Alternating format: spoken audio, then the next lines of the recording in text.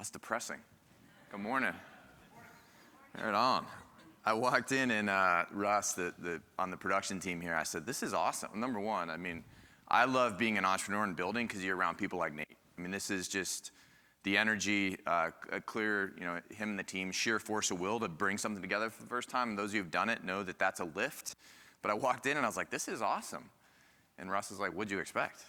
I said, for those of you who work in healthcare, like I've been the full spectrum of ended up in, thinking you're going to a conference, you end up in a break room with 3 doctors who don't want to be there in a broken vending machine. So this is way better.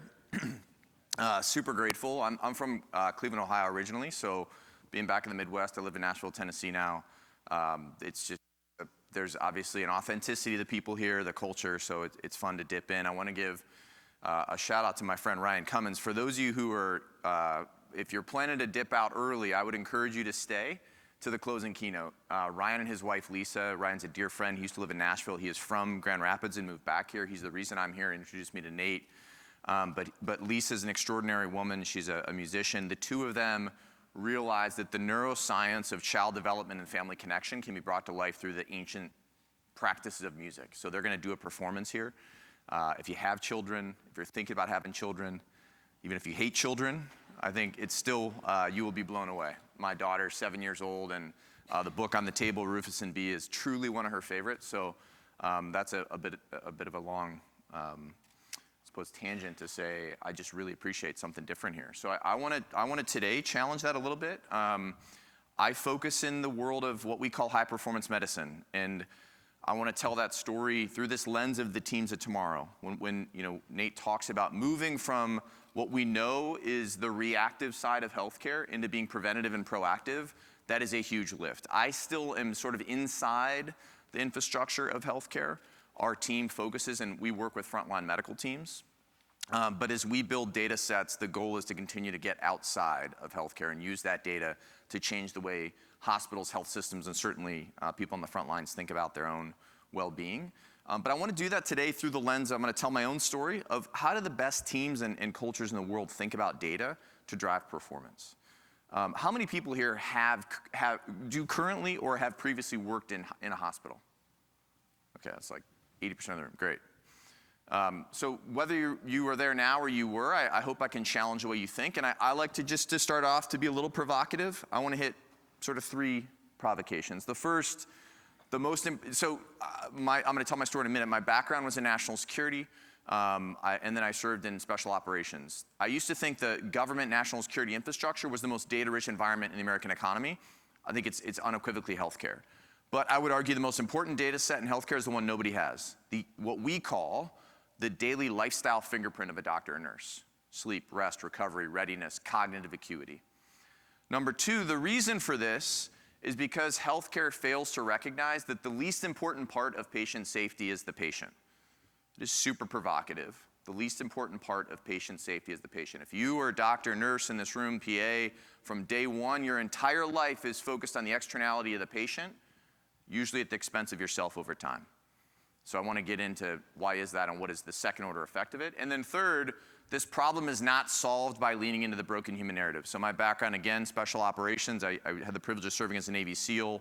When I left the SEAL teams, we were just at the sort of the crescendo of post-traumatic stress. And one of the things I learned is it's a very real narrative, just like burnout in modern American healthcare. But when you say to me, Brian, you're broken or you will be broken, it's human nature to move away from that narrative.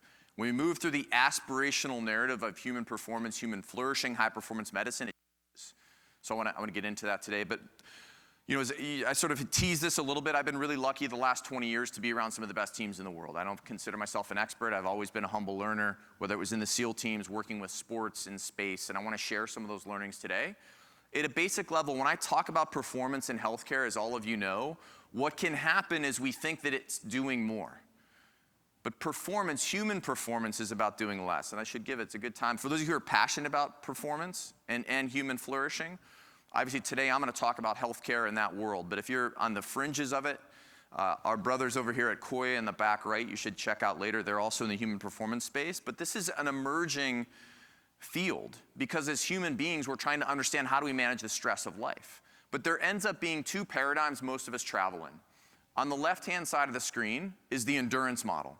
In an endurance model of life, whether I'm a doctor, a nurse, or I'm a mom, a dad, someone running a business, there's a set of stressors. Those stressors accumulate, and without the right tools to know how to improve my sleep, to manage my nervous system and stress, to know how to recover intelligently on the weekends, I deplete over time. And at some point, it's how long can I go before I run out of energy? In a flourishing or a performance paradigm, when I say performance today again, this is often about doing less. I know the tools that I need at this season of my life. Maybe I'm a young resident, I'm just out of nursing school. But if I have the tools to know how to reset on the weekend, to manage a really stressful surgery as a first time attending, and I use them, I still experience stress and often energy depletion, but I know how to recover. And so over time in a performance model of life, it's not how long can I go, but how good can I get? And this ends up being, I think, a really important and simple bifurcation. I want to start though, because today is about healthcare, and a lot of us are inside what I call the sacred world of medicine. And we use the term sacred because I think the reason we gather here today is everyone in this room has the DNA of what we call the service archetype at Arena Labs.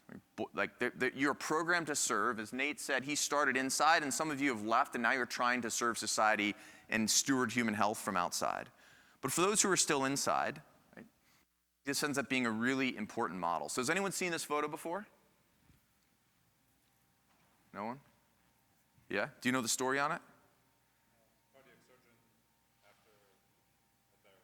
Cardiac surgeon after a very long surgery. Absolutely. What else? Anybody else? 23 hours, he nailed it. Do you know where? Brazil, no, but outside the US for sure. Anybody else? So this gets older and older, but in the days when National Geographic had photos of the year, this was the 1980 National Geographic photo of the year. And this is Dr. Religa, Polish surgeon, heart surgeon, trained here at Harvard, went back to his home country of Poland. At the time, this is before the wall came down, so Eastern Europe, it was sacrosanct to take a human heart from one person and put it in another to do a heart transplant. But he had a vision of advancing health in his home country. And so he goes to the black market, raises money for this procedure. It was said to be impossible at the time in 1980. This was advanced technological infrastructure for Poland. 23 hours in, John Stannisman, National Geographic photographer, snaps this shot. And you think about what it meant to be the photo of the year. That was a big deal because it meant that it captured something about the essence of humanity to be on the cover of National Geographic. And so when you look at this photograph, what do you notice in the back right? Yeah, exhaustion.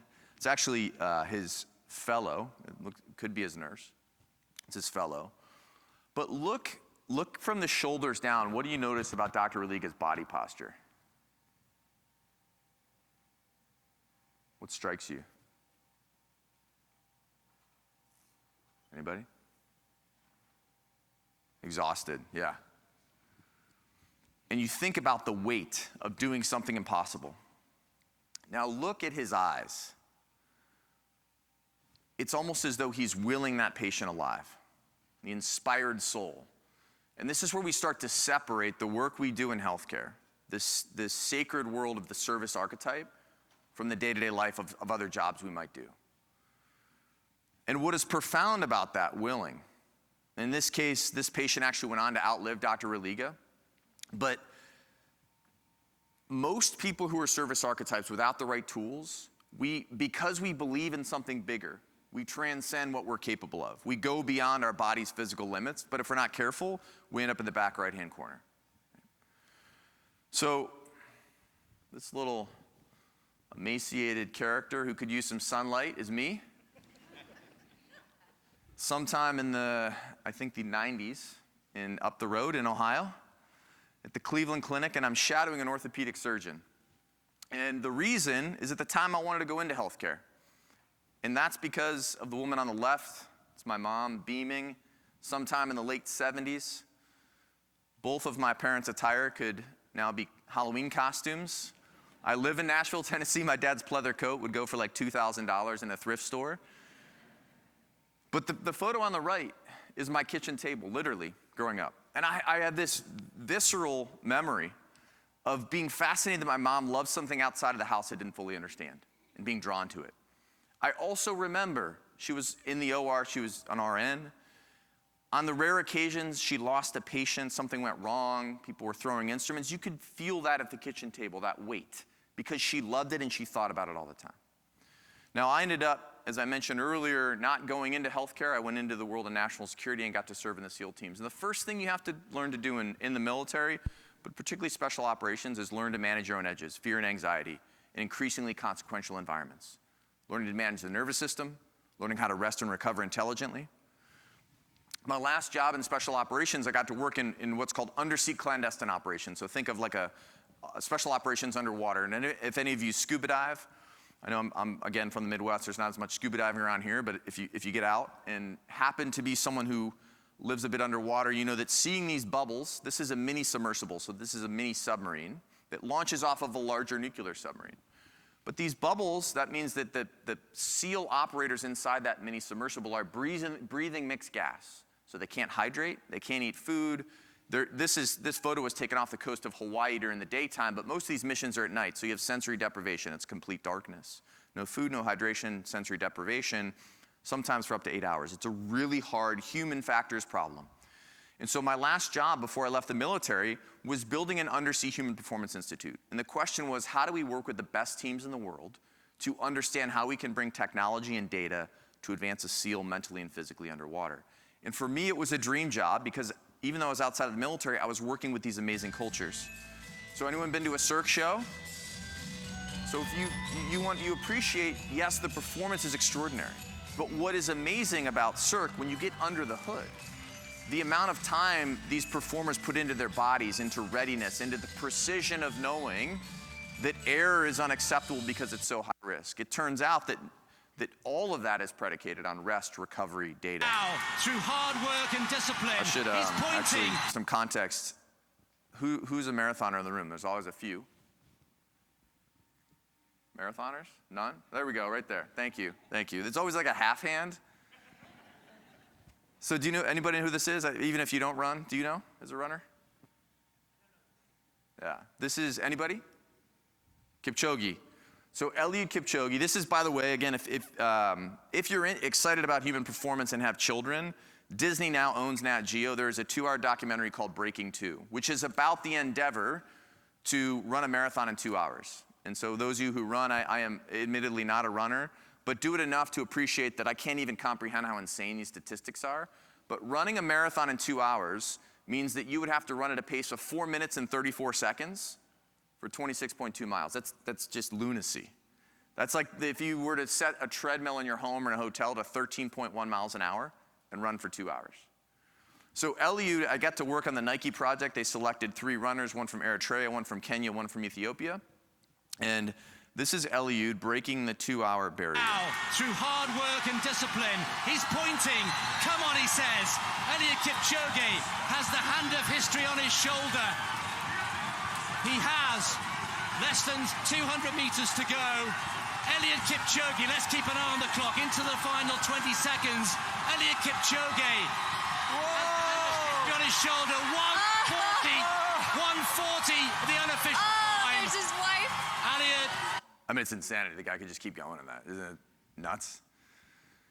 And then I got to work on a project called Red Bull Stratos. This has been a while now. If any of you remember at the time, this was the most widely watched YouTube event live in history. Felix Baumgartner. This was in collaboration between NASA, Special Operations Command, and Red Bull. Felix Baumgartner, again, Austrian skydiver, took a capsule 24 miles into the stratosphere. This is called Stratos. And the idea here was pushing the limits of the human system. And so he would become the first person jumping out of this capsule. So imagine riding this thing. It's a beautiful photo. But the most important component of this is he's got to perfectly exit. So you can see him stepping out onto the ledge of this capsule. So this door's open, he's standing on the ledge. Because he's in space in a vacuum, the most important component of what Felix is doing is a perfect exit. So he's got to raise his hands and perfectly fall forward. If he over-rotates, he goes into a spin, and that centrifugal force would cause a blackout and ultimately him not to come back to Earth alive. Now, if he exits perfectly, He becomes the first human to break the sound barrier at Mach 1.25. It's about over 700 miles an hour. And he'd be in free fall for almost 5 minutes, again, breaking a record. So this is just, I always love this video.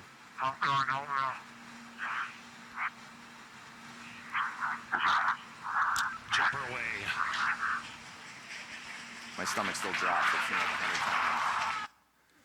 So I end up in the world of healthcare. And I end up at the Cleveland Clinic and the Heart and Vascular Institute. Get introduced to a heart surgeon there, and I'm thinking this is this, you know, and ironically, it's somewhat poetic. My mom had worked at the Cleveland Clinic, so here I am coming back 20 years later.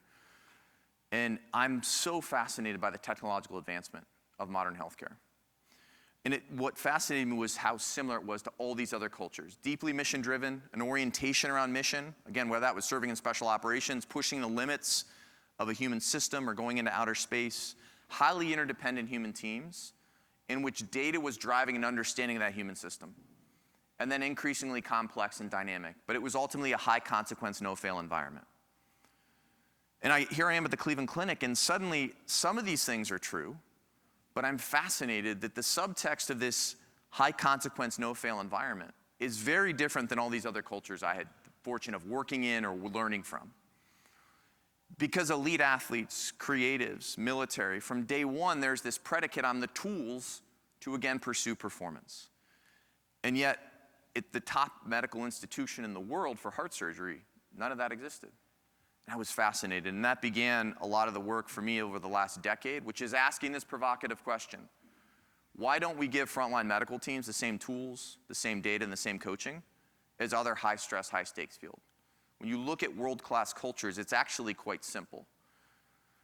And that's ultimately what we call high-performance medicine. And so I want to spend a little quick time on what happens when we don't have these tools, and then get into solutions and how we think about it. But in a lack of tools, we get in an endurance model. And it starts to feel heavy. I have to be careful when I'm in, I was at a big HCA conference, 2,000 people, and I put up that performance versus endurance model. And I said, how many people in this room feel like you're in a performance model right now? And not a single hand went up. And he put this photo up, and in a room of nurses and doctors, there's a heaviness. You have to be careful with the energy. Because the service archetype, but this is the thing we look away from. Now, it turns out it's not unique to healthcare. I saw this play out, as I mentioned. We talk about post-traumatic stress. It can be just sort of a trite colloquial term. But, you know, whatever one thinks about war and conflict, there is a human toll that we often don't see. And I saw that up close. It was personal in my own family life, a lot of teammates. And it turns out that the reason for that is the service archetype. There's a cost to serving. And it's called allostatic load. Allostasis is a fairly new term. A gentleman named Dr. Bruce McEwen first wrote about it in the 90s, not that long ago. We're just learning about stress. Wearable sensors, the ability to understand the human system is giving us a new landscape of being able to look at it. But the thing about allostatic load, it's the actual wear and tear in the body from stress. When we go back to that photo I showed you of Dr. Religa, that powerful, inspired soul willing that patient alive, that is a beautiful thing to advance society. But when it comes at the expense of ourself over time, there's a toll there. And so I love this graph. This is one of McEwen's, just to make it simple. And this is probably relevant to all of you. This is more and more common, whether you're in healthcare or not in the modern world. But think about, imagine yourself as let's say a doctor, and you come out of medical school, and you have this healthy architecture where your resting heart rate is 60 beats a minute. Your nervous system is generally in balance between that parasympathetic rest and digest and that sympathetic fight or flight. You've got a well-regulated nervous system, and let's say your heart rate variability, the thing that measures your nervous system, is 80. And then your sleep architecture is healthy. You fall asleep, you drop into deep sleep, and then your later ultradian cycles are rapid eye movement REM, and you get healthy restorative sleep. But you start to go through the demands of medical school and residency, and then you become an attending, and over the course of 5, 10, maybe 20 years, that stress accumulates. And although you take a long week and you step away for spring break, you're still kind of connected to work. And so you find yourself 20 years later at this new altered set point. Your heart rate's gone from 60 to 75. Your HRV has dropped because your system is now stuck. You've maladapted to fight or flight. You've maladapted to that sympathetic state. So your HRV has dropped, and now it's 40. And your sleep is really backwards. You fall asleep quickly, but you wake up in the middle of the night and you can't go back to sleep. That difference is called allostatic load between where you started and where you're at. And this signature, as you can imagine, is incredibly common on the front lines of American healthcare, on the front lines of the military, the front lines of American education and first responders, because the service archetype has a higher propensity to push into those outer limits of the human body. And so what happens when we're in this endurance? How do we start making this feel hopeful and exciting? And this is actually where I think performance and a little bit of swagger starts to change the narrative. We don't just talk about burnout and feel heavy. How do we feel a sense of agency? So when I was in the SEAL teams, this gentleman, Dr. Kirk Parsley, had actually been a Navy SEAL, went back to medical school, and became the doctor for all the Navy SEALs on the West Coast in California. And he spent 10 years studying the signature of allostatic load. I was fortunate to be one of the first people he was studying. I did the first SEAL sleep study, had to wear a chest strap, a lot of blood, biomarkers, biometrics. And 10 years later, after studying hundreds of operators, Dr. Parsley and a gentleman named Chris Frew published in 2020 in the International Journal of Psychiatry and Medicine what is known as operator syndrome. Has anyone here ever heard the term operator syndrome? Where'd you hear it, out of curiosity? Jocko, okay. But if you don't know Jocko is a SEAL who's a prolific podcaster and voice, but these are actually important narratives because this paper was obviously published 6 years ago now, but it's starting to become more and more prolific in just the day-to-day life of people who work on the front lines of things all over America that are demanding in that way. But indulge me for a minute. Operator syndrome may be understood as the natural consequence of an extraordinarily high allostatic load, wear and tear in the body from stress, the accumulation of physiological and neuroendocrine responses resulting from prolonged chronic stress and physical demands of a career with military special forces. And then you see that cascade below, right? Sleep disturbances, fat retention, testosterone. Here's what's interesting, right? You cross out career with military special forces, and we see on the front lines of healthcare. And it turns out this signature is very common: male, female, nurse, doctor, surgeon.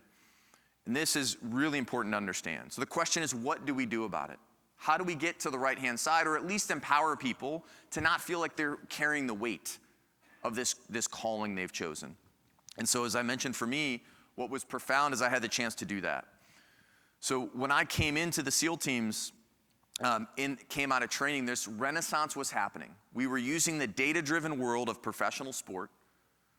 You think about how much sport has changed since the days of Moneyball in 2000. We began to use a lot of that individual data set. I had a chest strap on. I started to learn the connection between a stressful training event and how I slept. I began to learn the signature of a stressful week and how much that residue lasted, but more importantly, what I could do to recover. And as it turns out for me, let's take skydiving. The first few times you skydive as an example, it's just like a circus, you can imagine, right? There's a lot of hormones and fear. And the way I learned to reset was the water. I grew up, as I said, my hometown was on Lake Erie in Cleveland, Ohio. When I'm by the water, my nervous system moves into that parasympathetic rest and digest. I started to learn how to regulate my nervous system and reset, and I saw the data that closed that loop. And it was an incredibly empowering sense of agency to learn the levers and tools that I could use. And so back to this question of high-performance medicine, how do we bring that same spirit of data into frontline healthcare in a way that has some swagger and doesn't get into that broken narrative of burnout? Now, one of the things that's really interesting that starts to get into what Nate's talking about, you all know, because this is a heavily clinical space, you know the operational telemetry. Again, most data-rich environment, I would argue, in the American economy. OR throughput, turnover time, first case on time starts, morbidity, mortality, return back to the hospital. And yet, the human telemetry is almost completely missing. Again, I would argue the most important data set in healthcare that drives everything else. Nate said on his opening remarks, I want to have a surgeon who's ready. We have our pilots aren't allowed to fly. They're required to have 8 hours of rest. But a surgeon can be up for 3 days and we don't ask a question about it. So we're missing this telemetry that allows us to be world-class. And so one of the things when I talk about high-performance medicine, people go, why hasn't this already been done? Like, aren't we already doing that? And it's actually a really hard problem. And I want to spend the last few minutes on this because I think it's worthy, and it probably turns into an analog for a lot of you in the way you think about your either daily work or business in healthcare. So the herding cats problem that turns out to be different is, number one, clinicians are not intact teams. So one of our partners at the Mission Critical Teams Institute, they study the science of teams that work in life and death environments. They talk about intact and non-intact teams. So the teams that I just talked about up here, Cirque du Soleil, Navy SEALs, pro athletes, they're all together almost all the time training. A non-intact team, you kind of show up and there's a traveler nurse, there's a doctor you've never met. That actually makes it really hard for a number of reasons, so you have to meet people where they're at. The second component is it's got to be asynchronous, because the team in healthcare spans a 24-hour cycle, and a lot of times they span geography. That's actually a hard problem to solve for, not just because of time zones, but what a nocturnist ED doctor needs is very different than someone who works during the day in terms of lifestyle and regulation and tools. And then a human in the loop. Clinicians do not want more data, and they don't want more technology or apps without context. And what we've learned is a human in the loop fundamentally changes behavior. But how do you get a human in front of clinicians at scale? Because the fourth point there that's hard is healthcare is not built to invest in its core asset. I'm an advisor to the Brooklyn Nets. Ironically, I didn't play basketball, but the NBA is fascinating because it's so data rich. What is interesting when you get under the hood of the NBA is everything is built to invest in the player on the floor, because that person is producing everything else, from the fan experience, return, playoff potential, earnings for the franchise. In healthcare, because we focus on the patient, everything is invested in the patient. Usually the last investment made is in the actual core asset. Now we say that would be the equivalent of building a pro sports team based on the fan experience. It's a bit ludicrous, but that's the reality. And then lastly, there's this training challenge. I call it the training trap. Again, Cirque du Soleil, Navy SEAL, elite athlete. I would argue all those domains spend about 90% of their time training. When I was in the military, I would argue I spent 99% of my time in training. Even on deployment, you're doing a lot of sitting around training and getting ready for that 1% of operational time. In medicine, that paradigm is inverted. In healthcare, as soon as you get out of medical school or nursing school, you spend 99% of your time operational. And the 1% of time you spend training is usually mandatory hand-washing videos or all sorts of wazoo stuff. Now, to be fair, the military has that too, but we just have a lot more time to do it. And so this is an infrastructure problem. This is not a human behavior problem. And so the question that we've been asking, we talk about high-performance medicine, how do you coach a team that's never met? And I'm actually really proud. We've been thinking about this for 10 years. And we had to build the infrastructure. We had to build the locker room, the team room, the ready room, right? The place where people could gather to be coached, to get data, and to contextualize it. And so I don't want to highlight our platform, but I'm very proud of the way we had to solve that. Number one, all of the tools I talk about that I learned in the SEAL teams that an elite athlete gets oftentimes from the time they're in youth sports, we had to build those science-backed protocols. And you can't just throw, I'm in the military, you throw a breathing protocol at me, even if it's total placebo and it works, I'll do it. In medicine, people want to know this is scientifically rigorous. And then we had to figure out how to combine that with a biometric signature, because medicine is data-driven. And when you start to see that the behavior that you are applying is improving your nervous system's ability to self-regulate or improving your sleep, that is self-reinforcing. And then if we add a human coach in there, asynchronously, that starts to be profound. And so in the spirit of Nate's vision, this allows us to move from the old to the new, from being sort of this reactive to predictive. That is incredibly powerful. We start to take biometrics, we put coaches, and we can get away from, let's be honest, the left side of the screen, most of our eyes glaze over. No one wants another engagement survey. No one wants another mandatory EAP program that sits on a website no one can get to. Right? When I first talked to the Cleveland Clinic, they bought I forget how many Headspace licenses. It's a meditation app. It's actually a great idea. It's on a website no one could get to. So how do we start to bring some swagger and edge in?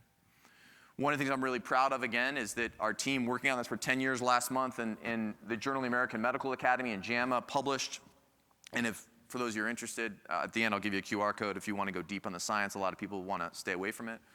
But 33% reduction in burnout. This is not novel. We're not doing anything out of the ordinary other than giving people on the front lines the very tools that have already been proven out in other domains. The issue is we had to build the infrastructure. One of the things I start to get excited about, again, if you're into human performance, this is a 300-person cohort we just did in the fall at Advocate Health in their emergency department. This was across several geographies. But what's interesting, Imagine that performance. Every single person in this room is on a team, but we all have our own coach. And as a result, we are individually producing a data signature. When we can aggregate that data signature, it tells a story in the hospital no one's ever been able to understand. What days are most busy? How does operational intensity affect our team? How do we start to operationalize physiology? Healthcare operationalizes everything except for, again, the physiology, the well-being, the flourishing of its people.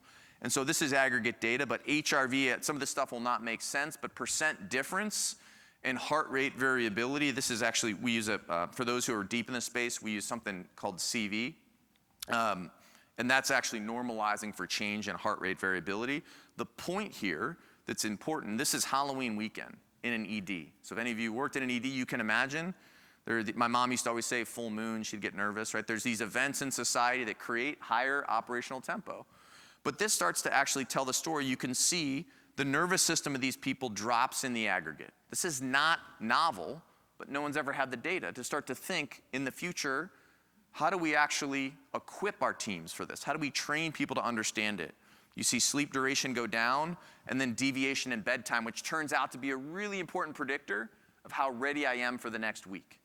When my bedtime starts to get irregular, that is generally going to show data the next week that my nervous system is more in that sympathetic fight or flight, and I am less ready, less cognitively acute. That has deep implications for an ED, for ORs, ICUs.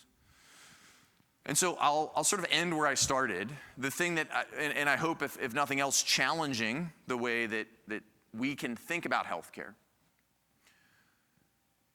If we can create a demand signal built in the aspirational narrative that is built on a frontline clinician, the thing that we continue to see, if you empower people with a performance narrative and get them excited about the idea of working with a coach to understand the one or two things they need, and you create an individual data signature, if you can aggregate it, that story is incredibly simple but powerful.